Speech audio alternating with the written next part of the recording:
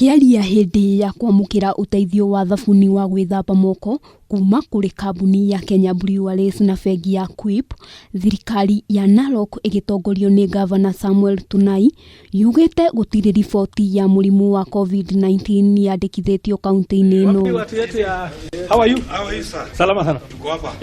Tunai augite mundu uria uraigitwo keheri-ini thibitari-ini wa Narok kwa ihinda ria thiku 14 thutha wake gukorwo acerete bururi-ini wa Sweden hamwe na andu angi 9 aria mahutanitie na mutumia uyu ni marikitie guthurimwo na maumirira makonania matire na dalili o ciothe cia Covid-19 na riu ni marikitie kurekererio thibitari-ini. The case of the lady from Lenana, Pastor Lenana Estate, who arrived from Sweden on 18th March 2020 and was subsequently placed in forced quarantine at the Narok Referral Hospital, has been concluded successfully. The lady has completed the necessary 14 days quarantine without exhibiting any symptoms and was accordingly discharged last Wednesday, 1st April 2020, with a clean bill of health.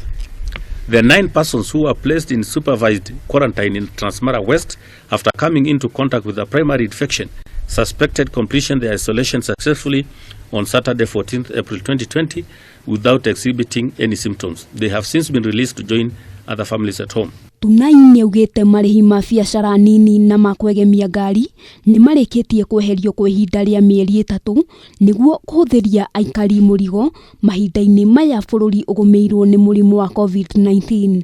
Oho biacara thoko-ini ni gukorwo igitwarithio na mbere enecio metikira guthingatithia mawatho maria magathikitwo. We as a county government have decided to waive parking and stickers fees for taxis and motorcycles in all towns and urban centers in the county for a period of 3 months, of course, to be reviewed at that time. And then single business permits are also similarly waived. Commissioner wa county no Samuel Kimiti ni ahinyiriirie na kuga inyothi na saloni ciothe mwena uyu ikorwo ikihingwo niguo kurigiriria gutherema gwa Covid-19. Unajua hakuna njia mtaweka kinyozi awe 1 meter away kwa sababu lazima akuguse kichwa ama kidefu, na kwa hivyo kwa hao tumeambia ya kwamba kwa hizi siku kidogo 20 ama 30 tafadhali